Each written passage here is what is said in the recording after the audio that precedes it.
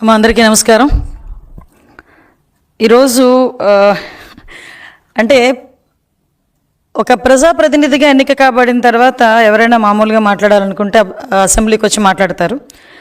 కానీ జనాల్లోకి రావడానికి భయపడే వ్యక్తి, జనాలను ఎదుర్కోలేని వ్యక్తి, అంటే ఆ టైప్ ఆఫ్ రోగానికి ఏం పేరు పెట్టాలా అని ఇందాక మేము గూగుల్ కూడా చేసాం, కానీ గూగుల్ కూడా చెప్పలేకపోతుంది ఆ రోగం ఏంటో. అలాంటి రోగం కలిగిన వ్యక్తి జగన్మోహన్ రెడ్డి.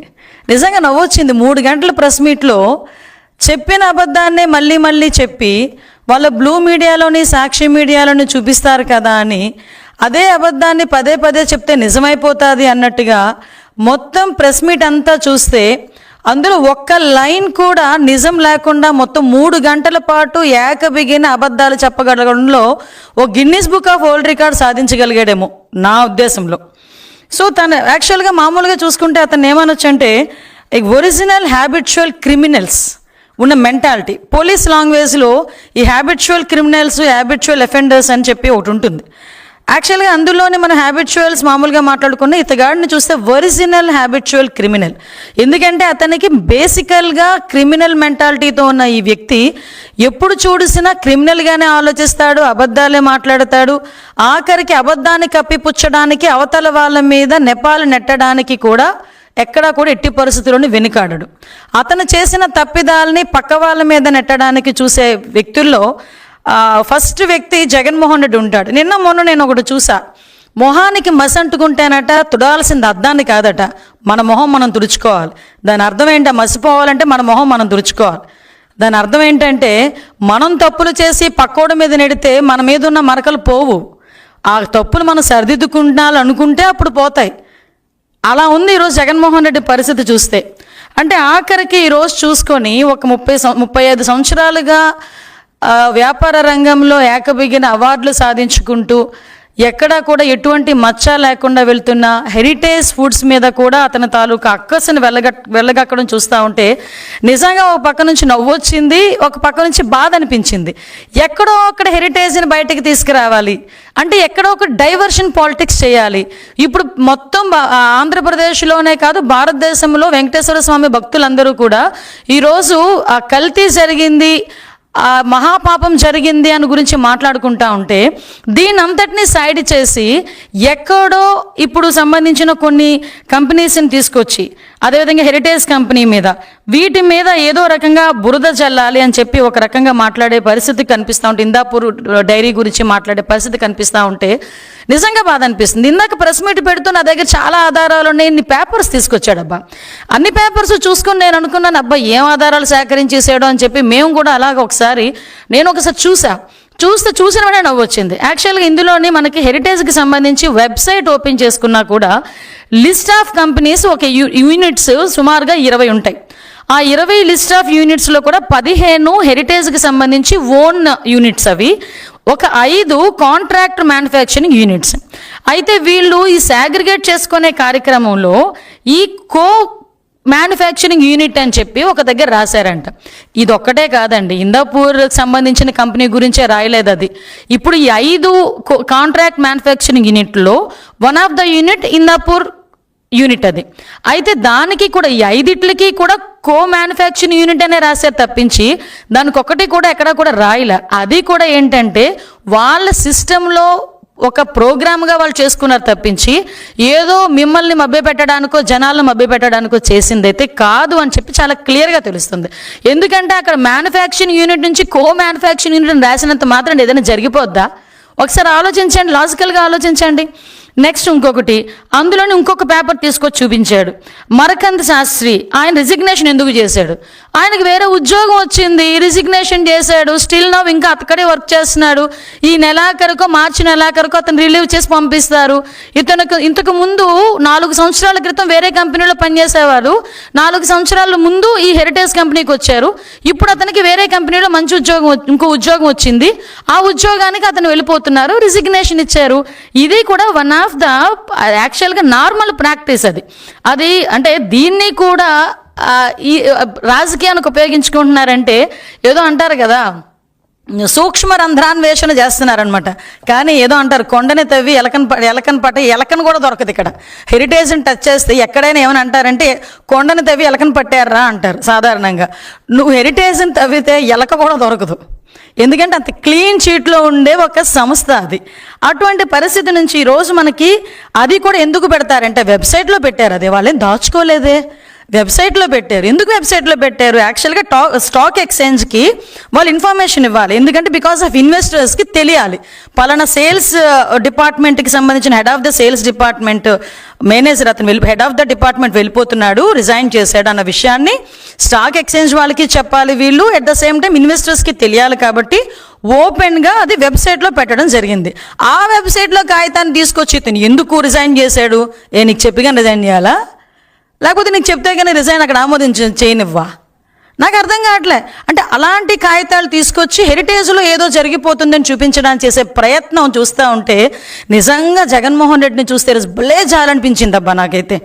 సేమ్ యాస్ట్రీస్ ఈరోజు హిందాపూర్ డైరీ గురించి మాట్లాడుతున్నారు. ఇక్కడ వాళ్ళు ఏం మాట్లాడతారు, హెరిటేజ్ యూనిట్ అంటున్నారు అనమాట. యాక్చువల్గా ఒకసారి బుర్రున్నవాడు ఎవరికైనా ఏది పెద్ద కంపెనీ ఏది చిన్న కంపెనీ, పెద్ద కంపెనీకి ఒక యూనిట్ కంపెనీ అవుతుంది చిన్న కంపెనీ, అంతేకాని చిన్న కంపెనీకి యూనిట్ కంపెనీ పెద్ద కంపెనీ అవ్వదు. ఇప్పుడు హెరిటేజ్ ఫర్ ఎగ్జాంపుల్ డైలీ 20 లక్షల లీటర్ల పాలు ప్రొక్యూర్ చేస్తే దానికి డబల్ మిల్క్ ప్రొక్యూర్ చేసేది హిందాపూర్. అంటే 40 లక్షలు డైలీ లీటర్లు ప్రొక్యూర్ చేసేది. అటువంటిప్పుడు హెరిటేజ్ యూనిట్ ఎలా అవుతుంది హిందాపూర్? ఒక్కసారి ఆలోచించండి. హెరిటేజ్ యూనిట్ అని మాట్లాడతావు. ఇంకొకటి, యాక్చువల్గా హిందాపూర్ అన్నది ఈ కన్స్యూమర్ మార్కెటింగ్ చేయదు, సాధారణంగా బల్క్ మార్కెటింగ్ చేస్తుంది. దట్టు ఏంటంటే ప్రొడక్షన్ ఎక్కువ. అది ప్రొడక్షన్ చేసి కంపెనీస్కి ఇస్తే కంపెనీస్ వాళ్ళు కన్స్యూమర్ మార్కెటింగ్ చేసుకుంటారు. ఫర్ ఎగ్జాంపుల్ వీళ్ళు ఏం చేస్తారంటే లేబులింగ్ అంటే ప్రొడక్షన్ వాళ్ళు చేస్తారు. లేబులింగ్ అంటే ఇప్పుడు హెరిటేజ్ కంపెనీ ఈ హిందాపూర్ కంపెనీస్ దగ్గర నుంచి చీజ్ అని, పన్నీర్ అని, నెక్స్ట్ ఇంకొకటి ఏంటంటే టెట్రాప్యాక్ మిల్క్స్ సంబంధించినవని ఇలాంటివి కొనుగోలు చేస్తుంది, హెరిటేజ్ కొనుగోలు చేస్తుంది. హెరిటేజ్ అన్న కంపెనీ ఇప్పటి వరకు ఏ కంపెనీకి కూడా గీ సప్లై చేయలే. హెరిటేజ్కి ఓన్ గీ మ్యానుఫ్యాక్చరింగ్ ఉంది. హెరిటేజ్ కంపెనీ గీ కూడా ఎప్పుడూ బల్క్గా ట్యాంకర్స్తో ఎక్కడికి పంపించలే. అది ఓన్లీ కన్స్యూమర్కి మాత్రమే అది సప్లై చేసే పరిస్థితి. కన్స్యూమర్ మార్కెటింగ్ మాత్రమే చేస్తారు. ఈ విషయం చిన్న పిల్లోడిని అడిగినా చెప్తాడు. దానికి ఈరోజు హిందాపూర్ కంపెనీకి హెరిటేజ్ నుంచి నెయ్యి వెళ్ళిద్ది, ఆ నెయ్యిని తీసుకొచ్చి హిందాపూర్ తీసుకొచ్చి మన టీటీడీకి ఇస్తుందని మాట్లాడుతున్నారు. అసలు బుడబన్యాస్తుందా మీకు? అసలు చాలా క్లియర్గా వాళ్ళు ఒక సిస్టమ్ పెట్టుకున్నారు. మేము ఏ రోజు కూడా టెంపుల్స్కి మీ నెయ్యి సరఫరా చేయకూడదు, ఎందుకంటే వాళ్ళు బల్క్గా చెయ్యరు వాళ్ళు. ఎందుకు వాళ్ళ మార్కెటింగ్ వాళ్ళకు ఉంది, కన్స్యూమర్ మార్కెటింగ్ వాళ్ళకు ఉంది. సో దట్ వాళ్ళు అలా వెళ్తారు. వీళ్ళు కొన్ని సిస్టమ్స్ పెట్టుకున్నారు. అంటే ఒక సైద్ధాంతికంగా వెళ్ళాలి అనే ఉద్దేశం హెరిటేజ్ కంపెనీ వాళ్ళకు ఉంది కాబట్టి అలా వెళ్ళారు. సో దాని వరకు వెళ్తుంది. ఇంకొకటి ఏం చెప్పారు, నిజంగా ఇది చూస్తే నాకు నిజంగా నవ్వొచ్చిందండి. 2015లో అంట అతనికి 300 రూపాయలకో 280 రూపాయలకో నెయ్యి ఇచ్చారంట. ఇప్పుడు 2026లో అతనికి 650 రూపాయలకి హిందాపూర్ కంపెనీకి నెయ్యి సప్లైకి ఇచ్చారట. ఆ అంత డబ్బులు ఎందుకు పెంచారు? 650 రూపాయలు ఎందుకు పెంచారు? 650 రూపాయలకి అంటే హెరిటేజ్ ఇందులో హస్తం ఉంది అని చెప్పి అక్కడ కూడా తీసుకొచ్చి హెరిటేజ్ని ఫిక్సప్ చేయడానికి అని చెప్పి ట్రై చేస్తున్నారు.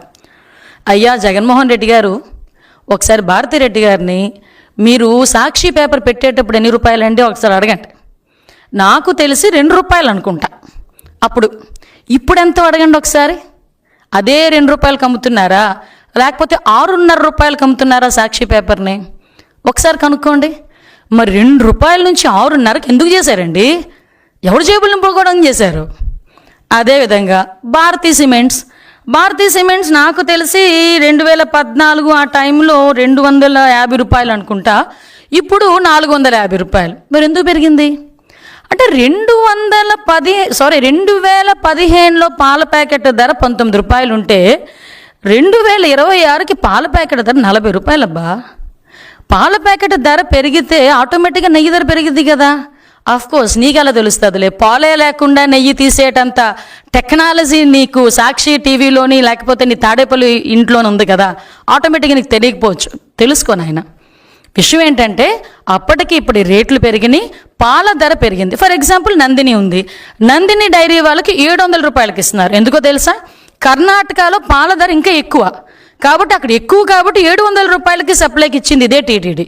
మరి దాని గురించి ఎందుకు మాట్లాడట్లా అంటే విషయం ఏంటంటే ఇప్పుడు ఇంకొకటి ఇందాపూర్ కంపెనీకి సంబంధించి మీరు చెక్ చేసుకుంటే సుమారుగా నందిని డైరీకి 40 లక్షల లీటర్లకు సంబంధించి గీ సప్లై ఆర్డర్ ఉంటే ఇందాపూర్కి 5 lakhs.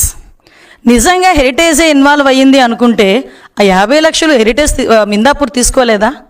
ఆ చిన్న చిన్న లాజిక్స్ ఎందుకు మిస్ అవుతున్నావు అబ్బా? అదొకటి. నెక్స్ట్ ఇంకొకటి మనం మాట్లాడుకుంటే ఇట్టి పరిస్థితుల్లో ఇందాక కూడా చెప్పాను, ఇందాపూర్ అనే దగ్గర ఈరోజు వరకు హెరిటేజ్ కంపెనీ ఏది సప్లై చేయలేదు. ఒకటి, ఇందాపూర్ కంపెనీ దగ్గర నుంచి హెరిటేజ్ కొనుక్కున్నది తప్పించి అది కూడా ఏంటి చీజ్ ఇవి కొనుక్కున్నారు. ఎంత దౌర్భాగ్యం అంటే ఇందాక ఆ బొత్స సత్యనారాయణ గారు ఎల్ఓపి కౌన్సిల్ ఎల్ఓపి ఆయన చీజ్ ప్యాకెట్ చూపించి నెయ్యి ప్యాకెట్ అంటాడు ఆయన. అంటే చీజ్కి గీకి కూడా తేడా తెలియకుండా ఉండే పరిస్థితి. అంటే నేను అనుకున్నాను ఏదో అంటారు కదా 6 నెలలు సహవాసం చేస్తే వాళ్ళు వీళ్ళు అవుతారంట. పాపం బొత్స సత్యనారాయణ గారు యాక్చువల్గా చాలా తెలివైన పొలిటీషియన్. జగన్మోహన్ రెడ్డి హయాం దగ్గరికి వచ్చేసరికి ఆయన కూడా ఈయనలాగే తయారయ్యాడు. సారీ పెద్ద ఆయన, నేను అంతకుమించి ఎక్కువ మాట్లాడకూడదు కానీ నేను చెప్పాలి. ఎందుకంటే ఒక తప్పుడు ప్రచారాలు ఎవడు చదువుతాడులే అని, కానీ మీడియా అలా ఉండదు కదా. చీజ్ ప్యాకెట్ చూపించి గీ ప్యాకెట్ అంటాడు ఆయన. అంటే ఇంత దారుణంగా వీళ్ళు అబద్ధాలు ఆడేసి తిరిగి మనకి మాట్లాడే పరిస్థితి కనిపిస్తూ ఉంది. ఇంకా విషయంకి వస్తే బోలేబాబా, అది కూడా నిజంగా నాకు భలే నవ్వొచ్చిందబ్బా బోలేబాబా కంపెనీ గురించి మాట్లాడుతూ ఉంటే. బోలేబాబా కంపెనీస్ అన్నవి 2 కంపెనీస్, అవి వేరు కంపెనీలు. ఒకటి బోలేబాబా ఫుడ్ ఇండస్ట్రీస్, ఇంకొకటి బోలేబాబా ఆర్గానిక్ మిల్క్ లిమిటెడ్. ఇందాక చాలా ఎటకారంగా హెరిటేజ్ ఇక్కడ అదే కదా, విజయవాడలో అదే కదా, వైజాగ్లో హెరిటేజ్ అదే కదా, దాన్ని మారిద్దా అంటాడు. ఏదైనా అంటే ప్రాపర్ వేలో ఒక కంపెనీ పెట్టి వ్యాపారం చేస్తే తెలిసిద్ది. అంతే తప్పించి సూట్ కేస్ కంపెనీలు అలాగే డొల్ల కంపెనీలు పెడితే ఎలాగే ఏడ్చిద్ది నాలెడ్జ్. నేను ఎందుకంటే చెప్తున్నా, ఇక్కడ బోలేబాబా మిల్క్ ఫుడ్ ఇండస్ట్రీస్ అన్నది ఒకటి, అది ధోల్పూర్. అంటే ఇక్కడ విషయం ఏంటంటే అది Bhole Baba organic milk limited. Bhole Baba organic milk limited అన్నది మాత్రమే టీటీడీకి గీ సరఫరా చేసింది. అదే ఈరోజు సిబిఐ మన ఛార్జ్ షీట్లో కూడా వన్ ఆఫ్ ద అక్యూజ్డ్ కింద ఈరోజు ఆ స్కామ్లో ఉన్నట్టుగా ఉంది. కానీ ఈ బోలేబాబా మిల్క్ ఫుడ్ ఇండస్ట్రీస్ ఏదైతే ఉందో అది ఏ రోజు కూడా గీ అన్నది టీటీడీకి సప్లై చేయలేదు. అది ఫస్ట్. సెకండ్ ఇష్యూ, ఈ బోలేబాబా మిల్క్ ఫుడ్ ఇండస్ట్రీస్ ఏదైతే సప్లై చేయలేదో ఆ కంపెనీ 2004లో స్థాపించబడింది. ఏదైతే బోలేబాబా ఆర్గానిక్ మిల్క్ లిమిటెడ్ అని స్కామ్లో ఉందో అది 2020లో స్థాపించింది. ఇంకోటి మీరు అన్నారు అన్నీ ఒకటే కదా అని. అయ్యా, ఇప్పుడు హెరిటేజ్ కంపెనీ ఉంది, దానికి CEO ఉంటారు, 6-7 డైరెక్టర్లు ఉంటారు, వాళ్ళకు ఒక మొత్తం అంతా ఎలా చేయాలి ఏం చేయాలని చెప్పేసి ఒక టిన్ నెంబర్ ఉంటుంది, ఒక డిన్ నెంబర్ ఉంటుంది, ఇవన్నీ ఉంటాయి. కాబట్టి హెరిటేజ్ అన్నది ఏ మూలకెళ్ళినా హెరిటేజే. ఎందుకంటే టిని నెంబరు ఈ CEOలు డైరెక్టర్లు అందరూ ఒకటే కాబట్టి. కానీ ఇక్కడ బోలేబాబా మిల్క్ ఫుడ్ ఇండస్ట్రీస్కి బోలేబాబా ఆర్గానిక్ లిమిటెడ్కి ఎంత తేడా ఉందంటే, బోలేబాబా మిల్క్ ఫుడ్ ఇండస్ట్రీస్ వాళ్ళు అగర్వాల్స్. ఇక్కడ బోలేబాబా ఆర్గానిక్ మిల్క్ లిమిటెడ్ అంటే ఎవరైతే స్కామ్లో ఉన్నారో వాళ్ళు జైన్స్. ఆ జైన్స్ పేరుతోనే ఛార్జ్ షీట్లో కూడా వాళ్ళ మీద అక్యూజ్డ్ రాసి ఉంది, ఒకసారి చూడండి. ఇంకొకటి ఏంటంటే NIC మనకి CIN కార్పొరేట్ ఐడెంటిఫికేషన్ నెంబర్ ఒకటి ఉంటుంది. ఐడెంటిఫికేషన్ నెంబర్లు కూడా 2 వేరు. చదవమంటే చదువుతాను, నాకేం ప్రాబ్లం లేదు. అదేవిధంగా NIC కోడ్ కూడా అంటే ఏదైతే సప్లై చేయలేదో బోలేబాబా మిల్క్ ఫుడ్ ఇండస్ట్రీస్ది 4520 4520. అదే బోలేబాబా ఆర్గానిక్ లిమిటెడ్ ఏదైతే ఉందో స్కామ్లో ఉన్న కంపెనీకి 10610. అది రిజిస్ట్రేషన్ నెంబర్స్. అంటే రిజిస్ట్రేషన్ నెంబర్స్ వేరు, కంపెనీ ఎప్పుడు స్థాపించడం వేరు, అదేవిధంగా సిని నెంబర్లు వేరు, NIC కోడ్ వేరు, registration number NIC code 4520 Bhole Baba milk food industries అయితే బోలేబాబా ఆర్గానిక్ మిల్క్ లిమిటెడ్ది 1513. సారీ, ఇందాక నేను వేరేది చదివాను, 1513. నేను రిజిస్ట్రేషన్ నెంబర్ తప్పు చదివా. అదే Bhole Baba milk food industries private limited registration number అయితే 229055. Bhole Baba organic milk limited in the sense ఏదైతే స్కామ్లో ఉందో ఆ కంపెనీ రిజిస్ట్రేషన్ నెంబర్ 10610. సో ఈ రెండు కంపెనీలు వేరన్నది చాలా క్లియర్గా అర్థమవుతుంది. కానీ ఈ ముక్క 5 సంవత్సరాలు సీఎం చేసిన వ్యక్తికి ఎందుకు అర్థం కావట్లేదో నాకు అర్థం కావట్లే. ఇప్పుడు ఒకరు ఉంటారండి, వెంకటేశ్వర కంపెనీ అని బోల్డ్ కంపెనీస్ ఉంటాయి. ఇంకా వెంకటేశ్వర పేరు పెట్టుకున్న వాళ్ళందరిది ఒకటే కంపెనీ అవుతుందా? కొంతమంది ఉంటారు, ఏదో ఇంకో శ్రీనివాస అని రాస్తారు, ఒకరేమో లక్ష్మి అని రాస్తారు, శ్రీలక్ష్మి అని రాస్తారు కంపెనీస్ పేర్లు. ఇంకా అందరూ ఒకటేనా? అందులో చాలా చాలా డైరెక్టర్స్ మారుతారు, సీఈఓస్ మారుతారు, టీనీ నెంబర్ మారుతుంది, డీనీ నెంబర్ మారుతుంది, రిజిస్ట్రేషన్ నెంబర్ మారుతుంది, ఈ సినీ నెంబర్ మారుతాయి. అందులోని వాళ్ళ తాలూకా ఏం చేస్తారు, వర్క్ మోటో మారుతుంది. ఇవన్నీ తెలియకుండా బురద జల్లేద్దామని చెప్పేసి కూర్చుని పోయి నోటికి వచ్చినట్టు మాట్లాడుతున్నావు. అంటే నేను ఇవన్నీ ఎందుకు చెప్తున్నానంటే, నువ్వేవో ఆధారాలు చూపించానని చెప్పావు కాబట్టి ఇవన్నీ నేను చూపిస్తున్నాను తప్పించి నీకు సమాధానం చెప్పాల్సిన అవసరం లేదు. నువ్వు ఆధారాలు చూపించిన తర్వాత మేము దీనికి క్లారిటీ జనాలకు ఇస్తున్నాం, ఎందుకంటే నీకు ఇచ్చినా నీకు అర్థం కాదు కాబట్టి. మేము జనాలకి చాలా క్లియర్గా చెప్పాలి అనుకుంటున్నాం కాబట్టి ఇక్కడ మేము చెప్తున్నాం. అసలు విషయం ఏంటంటే, ఇంకొంచెం ముందుకు వస్తే కల్తీ గురించి మాట్లాడాడు. చార్జ్ షీట్లో ఆ పేజీలో అలా ఉంది, ఇలా ఉంది, అలా ఉంది, ఆ బోలే బాబా, ఈ బోలే బాబా. బోలే బాబా లేదు, బాలే బాబా లేదు. నేను ఒకటే అంటున్నా, కల్తీ జరిగింది. రసాయనాల ముద్ద అందులో ఉంది, మన తిరుపతి లడ్డూలో కలిసి ఉంది. ఆ విషయం సిట్ ఇచ్చిన గవర్నమెంట్కి ఇచ్చిన రిపోర్ట్లో క్లియర్గా తేటతెల్లమైంది. ఎన్డీడీబీ రిపోర్ట్ ఉంది. ఒకటే నేను అడుగుతున్నా, మరి ఇంత కల్తీ జరుగుతుందని మీ హయాంలో మీ బాబాయ్ వైవి సుబ్బారెడ్డి చైర్మన్గా ఉన్న టైంలో కల్తీ జరిగింది, నెయ్యిలో కల్తీ జరిగింది అని తేటతెల్లమైనప్పుడు ఎందుకు ఆ టెండర్ని క్యాన్సిల్ చేయలేదు? అదొకటి. నాకు ఇందాక ఈ మధ్యలో గుర్తొచ్చింది, ఇందాపూర్ కంపెనీకి 2015లో ఏదో టెండర్ ఇచ్చాము, తర్వాత డిస్క్వాలిఫై అయింది, మళ్ళీ 3 నెలల తర్వాత అని చెప్పి ఒకటి రాశాడు అక్కడ. కల్తీ జరుగుంటేనే కదా డిస్క్వాలిఫై అయ్యి ఉంటుందని. నువ్వెవడు చెప్పడానికి? నీ దగ్గర ఆధారం ఉందా? టెక్నికల్గా ఏ విషయంలోనైనా డిస్క్వాలిఫై అవ్వచ్చు. నిజంగా నీ దగ్గర కల్తీ జరిగిందని డిస్క్వాలిఫై చేశారు, నా ఆధారం ఉంటే చూపించు. అంటే నీ ఊహాగానాలు చేసేసి అదే నిజమని ప్రజల్ని పదే చెప్పేసి నమ్మించేద్దాం అనుకుంటున్నావా? అదొకటి. ఇంకోటి కూడా చెప్తున్నా, మీ హయాంలో మీ బాబాయ్ టీటీడీ చైర్మన్గా ఉండేటప్పుడు కల్తీ జరిగిందని చెప్పి తేటతెల్లం అయిన తర్వాత, నిర్ధారణ అయిన తర్వాత ఎందుకు నువ్వు ఆ రోజు ఆ కంపెనీని పక్కన పెట్టలా? ఎందుకు అసలు టెండర్నే డైల్యూట్ చేసేసావు? టెండర్నే అసలు టెండర్ సిస్టమ్నే మొత్తం మార్చేసావు. అంటే ఒక చుక్క పాలు కూడా ప్రొక్యూర్మెంట్ లేని కంపెనీని కూడా గీ సప్లైలో one of the key role, అంటే వన్ ఆఫ్ ద పాయింట్ కింద పెట్టావంటే, అంటే పాలు లేకుండానే గీ తయారు చేసేస్తే అవుతుందా? అది ఎంత టెక్నాలజీ పెరిగినా నెయ్యికి పాలు ఉండాలబ్బా. నెయ్యి కావాలంటే పాలు ఉండాలి. నువ్వు ఎంత టెక్నాలజీ యూజ్ చేయి, నెయ్యి ఉండాలి అంటే పాలు ఉండాలి. మరి పాలు ప్రొక్యూర్మెంటే అవసరం లేదని చెప్పి టెండర్లో రాయించావు. అటువంటిది ఇన్ని కోట్ల టర్నోవర్, 250 కోట్ల టర్నోవర్ నుంచి 150 కోట్లకి మార్చావు. అంటే ఇలాంటి టెండర్లో మొత్తం అన్ని మార్పు చేసేసి నీకు నచ్చినట్టు మార్పు చేసి, ఇప్పుడు కల్తీ జరిగిన తర్వాత కూడా కల్తీ దాని గురించి మాట్లాడకుండా హెరిటేజ్ గురించి, ఇందాపూర్ గురించి ఎందుకు మాట్లాడుతున్నావు చెప్పు జగన్ రెడ్డి? ఇంతసేపు మాట్లాడు, 3 గంటలు మాట్లాడు. మీ బాబాయ్ స్టేట్మెంట్ ఇచ్చాడు అందులో కల్తీ జరిగిందని, దాని గురించి ఎందుకు మాట్లాడలే? ఇప్పుడు ఛార్జ్ షీట్ నీకు తెలుసు ఏముందో ఛార్జ్ షీట్లో, దాని గురించి ఎందుకు మాట్లాడలా? కల్తీ జరిగింది అని నిర్ధారణ అయ్యి ఇంతమంది మీద కేసులు పెట్టి కొంతమందిని జైలుకు పంపించి ఛార్జ్ షీట్ కూడా ఈరోజు బయటకు వచ్చి ఆఖరికి సిట్ రిపోర్టు కూడా గవర్నమెంట్కి ఇచ్చిన తర్వాత కూడా, నీ సొంత బాబాయ్ కూడా నిర్ధారించిన తర్వాత కల్తీ జరిగింది ఒప్పుకున్న తర్వాత కూడా కల్తీ గురించి మాట్లాడు, కల్తీ గురించి రా, నేను చర్చ చేస్తానని చెప్పేసి మాట్లాడితే, దాని గురించి మాట్లాడకుండా నీ ముక్కు ఎక్కడుందిరా అంటే చుట్టూ ఎక్కడో తిరిగి తీసుకొచ్చినట్టుగా మళ్ళీ అక్కడ నుంచి ఇందాపూర్ మిల్క్ డైరీ గురించి మాట్లాడతావు, హెరిటేజ్ని అందులో ఇన్వాల్వ్ చేస్తావు, సంబంధం లేని విషయాలన్నీ ఇన్వాల్వ్ చేసి మాట్లాడే పరిస్థితి కనిపిస్తూ ఉంది. అంటే మీ తాలూకా తెలివితేటలు ఎలా ఉంటాయంటే, ఒక బిల్ గేట్స్ లాంటి స్థాయి వ్యక్తిని ఆంధ్రప్రదేశ్ వచ్చి, మన ఆంధ్రప్రదేశ్లో ఆ బిల్ గేట్స్ లాంటి వ్యక్తి ఇక్కడికి రావటం అంటేనే నిజంగా ఒక ప్రైడ్ కింద ఫీల్ అవ్వాలి.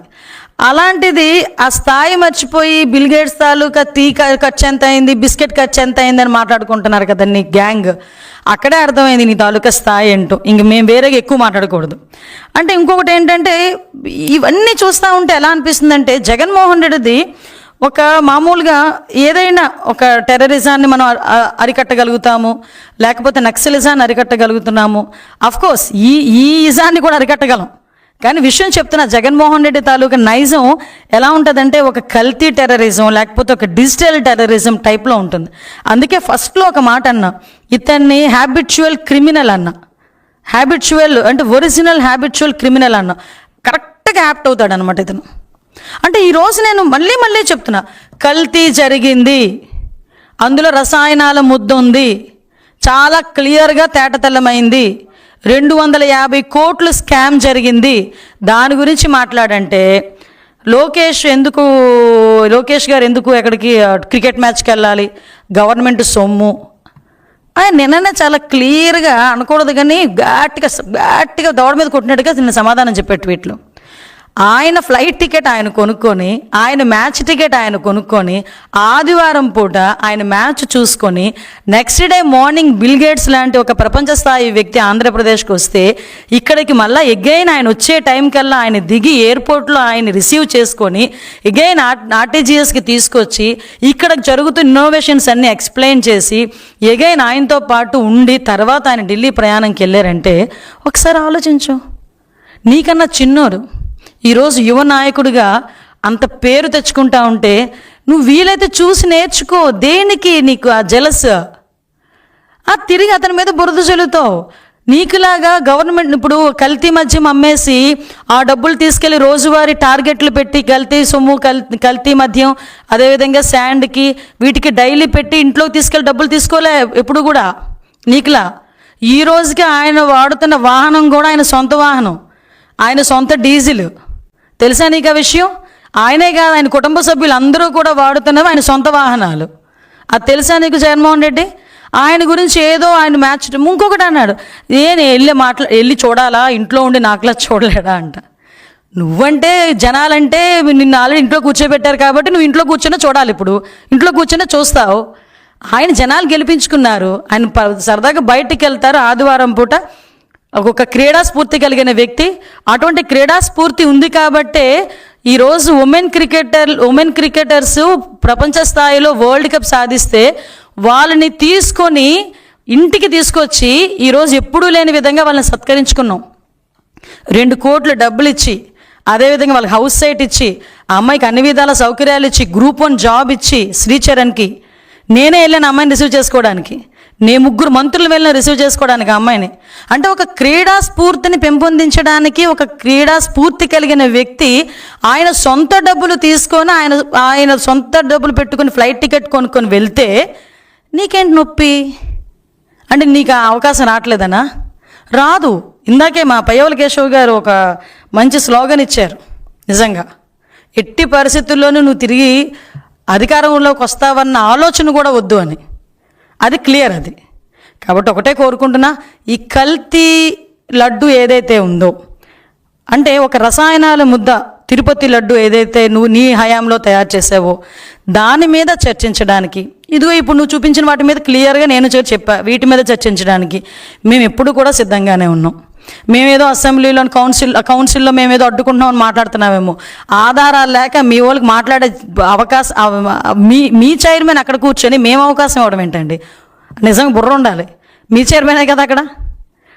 అంటే నా ఉద్దేశం ఏంటంటే, ఇందాకే మాట చెప్పాను, అంటే తప్పు చేసేసి పక్కన వాళ్ళ మీద నెట్టేయడం. అంటే నేను ఒక మాట అన్నా, తనకంటుకున్న బురదని 10 మందికి అంటించాలని కొన్ని జంతువులు ప్రయత్నం చేస్తూ ఉంటాయి.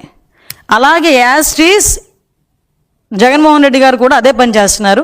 ప్రజలు నమ్మే పరిస్థితిలో లేరు.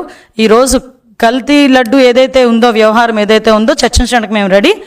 కౌన్సిల్లోని రమ్మనండి, ఏదైనా మేము మాట్లాడతాం.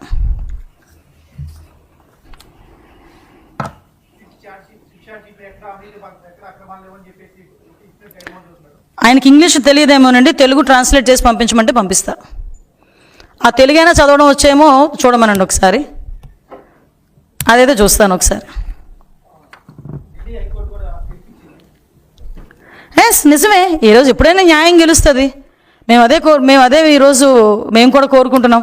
ఢిల్లీ హైకోర్టు కూడా ఈరోజు చాలా క్లియర్గా హెరిటేజ్ మీద అసత్య ఆరోపణలు చేస్తారు, అవన్నీ కూడా తక్షణమే తొలగించాలని చెప్పి ఆదేశం ఇచ్చారు.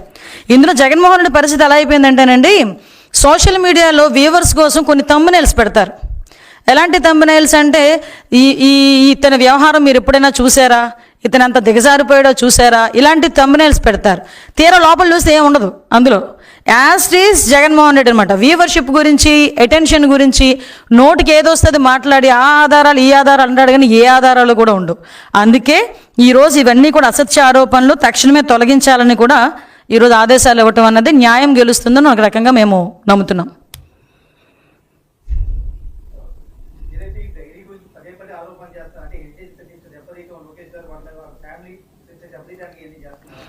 ఒకటేంటంటే ఇందులో 2 యాంగిల్స్ మనం చూడాలండి. ఒకటి, కల్తీ లడ్డు విషయాన్ని డైవర్ట్ చేయాలి అన్నది ఒకటి.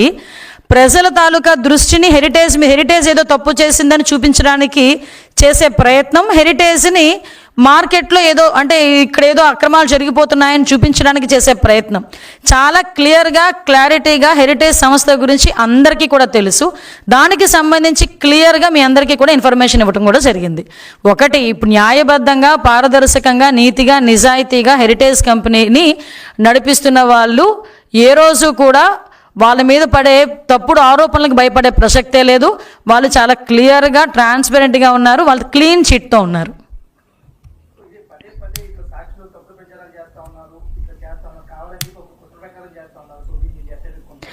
మీకు అది చెయ్యకపోతే సాక్షి పేపర్ కానే కాదు కదా. తప్పుడు వార్తలు, తప్పుడు ప్రచారాలు చెయ్యకపోతే అది సాక్షి పేపర్ కానే కాదు. సో సాక్షి పేపర్ అన్నది వాళ్ళ తాలూకా పాంప్లెట్. అది కూడా ఏం పాంప్లెట్ అంటే, సాక్షి పేపర్ పరిస్థితి ఎలా ఉంటుందంటే, ఎవడో ఒక అనామకుడు కూర్చుంటాడు, ఏ రిపోర్ట్ పడితే ఆ రిపోర్ట్ రాస్తాడు. ఆ రిపోర్ట్ ఏదో ప్రపంచ స్థాయి గుర్తింపు పొందిన ల్యాబొరేటరీ నుంచి వచ్చిన రిపోర్ట్ లాగా మా కౌన్సిల్ మెంబర్స్ ఏమో తీసుకొచ్చి కౌన్సిల్లో చూపిస్తారు. అంటే నేనేమంటానంటే, వాళ్ళు రాసిన రాతలని కూడా వాళ్ళు వచ్చి అదే నిజమని నమ్మించడానికి చేసే ప్రయత్నాలు. నేనైతే ఎవరు కూడా సాక్షి పేపర్ని న్యూస్ పేపర్ అని మాత్రం అనుకోరు.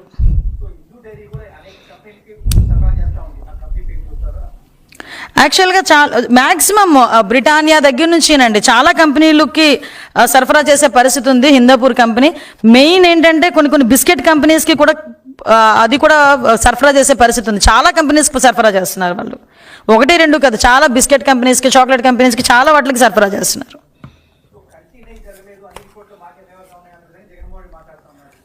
అదే అడుగుతున్నా నేనేంటంటే, సిట్ రిపోర్ట్ ఒకసారి చదవమనండి. అది ఇంగ్లీష్లో ఉన్న, తెలుగులో ఎవరో ఒకరు ట్రాన్స్లేట్ చేస్తారు. కనీసం అది పెట్టి ChatGPTలో తెలుగు ట్రాన్స్లేట్ అని కొడితే వస్తుంది. అది కూడా తెలియదు ఆయనకి. తెలుగైనా చదవడం వచ్చు కదా, తెలుగులో చదవమనండి. కాకపోతే ఎవరో ఒకరు చదివించుకోమనండి. చాలా క్లియర్గా ఉంది అందులో కల్తీ జరిగింది, 250 కోట్లు స్కామ్ జరిగింది అన్నది కూడా చాలా క్లియర్గా ఉంది. దానికి సమాధానం చెప్పమంటే హెరిటేజ్ గురించి, హిందాపూర్ డైరీ గురించి ఎందుకంటే తీసుకొస్తాడు నాకు అర్థం కాదు. ముందు ఇది మాట్లాడమనండి, దీని సంగతి తేల్చమనండి. దీని సంగతి మేము వాళ్ళు ఏదైతే ఆరోపణలు చేశారో వాటన్నిటికీ కూడా మేము సమాధానం చెప్పాం.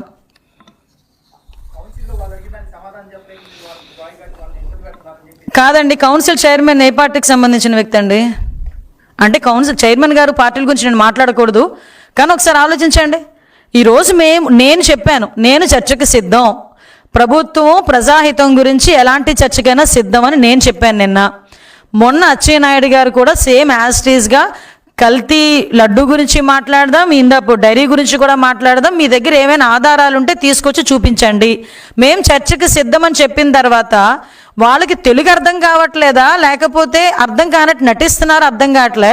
కౌన్సిల్లోనేమో ఇష్టానుసారంగా గొడవ చేస్తారు, బయటికి వెళ్ళి వాళ్ళు చర్చకు రామంటున్నారని చెప్పి మాట్లాడతారు. 3 రోజులుగా మేము చర్చకి సిద్ధమని మేము చెప్తున్నాం నెత్తినోరు బాదుకుంటూ. అయినా వాళ్ళు రాకుండా బయటకు వచ్చి వాళ్ళు చర్చకు రావట్లేదు అంటే ఏంటి అర్థం దాంది? ఒకసారి వాళ్ళకి కూడా నిబద్ధత అన్నది ఉంటుంది కదా ప్రతి రాజకీయ నాయకుడికి, అది కూడా ఆలోచన చేసుకోవాలి వాళ్ళు కూడా.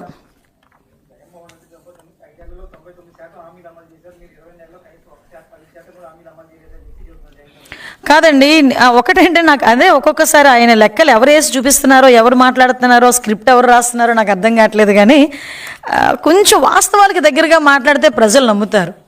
ఈరోజు తల్లికి వందనం తీసుకుంటున్న తల్లుల దగ్గరికి వెళ్ళి అడగమనండి, తల్లికి వందనం వస్తుందా లేదా.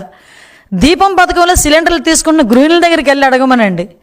ఈరోజు ఈ డిఎస్సిలోని 16,000 డిఎస్సి పోస్టులు తీసిన టీచర్లని అడగమనండి. 5,700 కానిస్టేబుల్ దగ్గరికి వెళ్ళి ట్రైనింగ్ అవుతున్న వాళ్ళని వెళ్ళి అడగమనండి. గవర్నమెంట్ ఎలా ఉందో చెప్తుంది. సుమారుగా 63 లక్షల మందికి ఈరోజు మేము పెన్షన్ ఇస్తా ఉంటే ఎంత అడ్డగోలుగా మాట్లాడారండి. ఈరోజు 4,000 రూపాయల పెన్షన్, దేశంలోనే అత్యధిక పెన్షన్ ఇస్తున్న ఏకైక రాష్ట్రం ఏదైనా ఉందంటే అది ఆంధ్రప్రదేశ్. ఆంధ్రప్రదేశ్ రాష్ట్రంలో పెన్షన్ అన్నది ఒక భరోసాగా ఇవ్వాలని ప్రతి నెల గౌరవ ముఖ్యమంత్రి గారు 1వ తారీఖు కల్లా వాళ్ళకి ఉదయానికి ఇవ్వాలి. ఒకవేళ 1వ తారీఖు కనుక ఆదివారం వస్తే ముందు రోజు 30 కానీ 31 కానీ ఇవ్వాలి అని చెప్పి ఒక ప్రపోజల్ పెట్టుకొని దాని పరంగా ఉదయాన్నే తీసుకెళ్ళి ప్రతి అవ్వకి తాతకి కూడా భరోసాగా తీసుకెళ్ళి ఇస్తూ ఉంటే దాని మీద కూడా విమర్శలు చేస్తున్నారంటేనే మీకు అర్థమవుతుంది కదా అతని తాలూకా మెంటల్ స్టేటస్ ఎలా ఉందో. ఇలా చెప్పుకుంటూ పోతే చాలా ఉన్నాయి. అన్నదాత సుఖీభావ తీసుకుని రైతులను అడగండి, అన్నీ ఉన్నాయి. దానికి కూడా ఈరోజు అతను చేస్తున్న అబద్ధాలు, అతను మాట్లాడుతున్న మాటలు చూస్తూ ఉంటే అందుకే అంటున్నాను ఇందాక 3 గంటలు చేస్తే కరెక్ట్గా అతను అబద్ధం ఆడకుండా ఒకటైనా చెప్పాడంటే ఒకటి కూడా చెప్పలే.